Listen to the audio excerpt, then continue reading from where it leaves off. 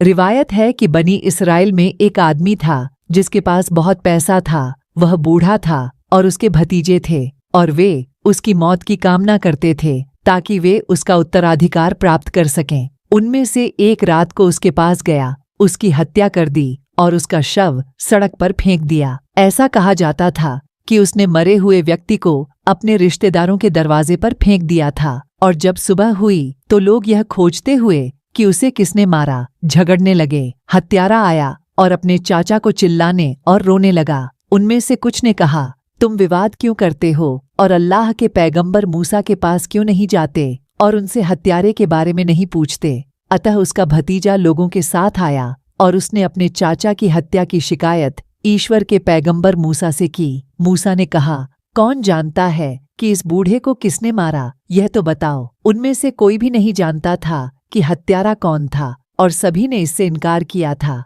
वे चाहते थे कि मूसा ईश्वर से हत्यारे की पहचान के बारे में पूछे। तो उसने इस विषय में परमेश्वर से पूछा और उसने उससे कहा, उनसे कहो कि परमेश्वर उन्हें गाय का वध करने की आज्ञा देते हैं। भगवान ने पवित्र कुरान में कहा, और जब मूसा ने अपनी कौम से कहा, खुदा तुम्हें एक गाय ज़बह करने का हुक्म देता है, उन्होंने कहा, क्या तुम हमारा उपहास कर रहे हो? मूसा ने कहा, मैं ईश्वर की शरण चाहता हूँ, ऐसा न हो कि मैं अज्ञानियों में से हो जाऊं। मूसा ने उनसे कहा कि यदि वे चाहते हैं कि सत्य सामने आए तो उन्हें ईश्वरीय आदेश का पालन करना होगा। इसलिए वे एक गाय खरीदने और उसका वध करने के लिए बाजार गए और बाजार में वे आवश्यक गाय के आकार और विशिष्टताओं के बारे में भ्रमित हो गए।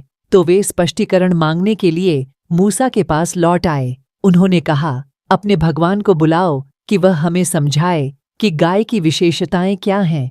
मूसा ने कहा, गाय उम्र की दृष्टि से न बूढ़ी होती है न जवान, बल्कि बीच की होती है। परंतु इस्राएल के बच्चे रंग चुनने के विषय में असहमत थे, इसलिए वे पूछताछ करने के लिए मूसा के पास लौट आए। उन्होंने कहा, अपने भगवान को बुलाओ कि वह हमें समझाए कि गाय किस रंग की है। उन्होंने कहा, वह कहते हैं कि वह एक पीली बछिया है, चमकीले रंग की है, देखने वालों को भांति है। परंतु इस्राएल के बच्चों ने मूसा से और अधिक विवरण मांगा।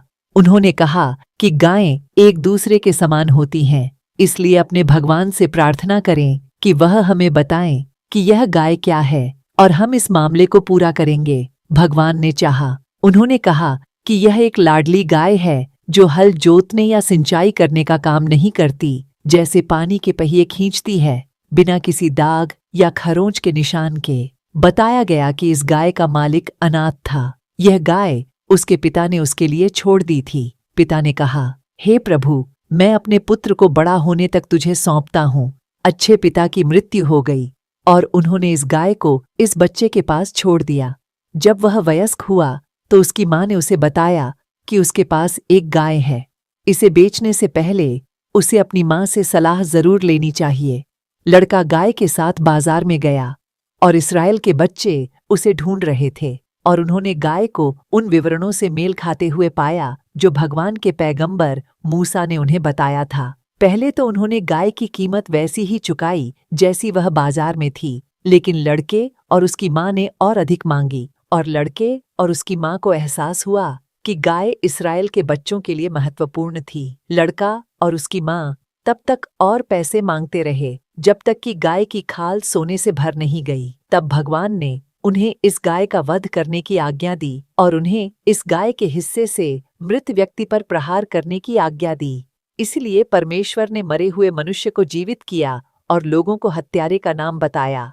हत्यारा उसका भतीजा था जो उस पर रोने का नाटक कर रहा था। यह पवित्र कुरान में इज़राइल के बच्चों के बीच गाय की कहानी है। भगवान ने हमें बताया कि उन्होंने आदेशों को लागू करने के बारे में भगवान के पैगंबर मूसा के साथ बहुत बहस की। हालांकि शुरुआत में भगवान ने उन्हें आदेश दिया कि जो भी पहली गाय उन्हें मिले उसका वध कर दें। वे तब तक बहस करते रहे और सख्त हो गए जब तक कि भगवान ने उन्हें लागू करने में देरी के कारण उन पर सख्त आदेश नहीं दिए। इस प्रकार इज़राइल की संतान ने उस गाय के लिए बहुत अधिक कीमत चुकाई। चैनल को सब्सक्राइब करें और वीडियो को लाइक करें ताकि आप पवित्र कुरान और ईश्वर के पैगंबरों की हदीसों से हमारी सामग्री देख सकें। आप सभी को धन्यवाद।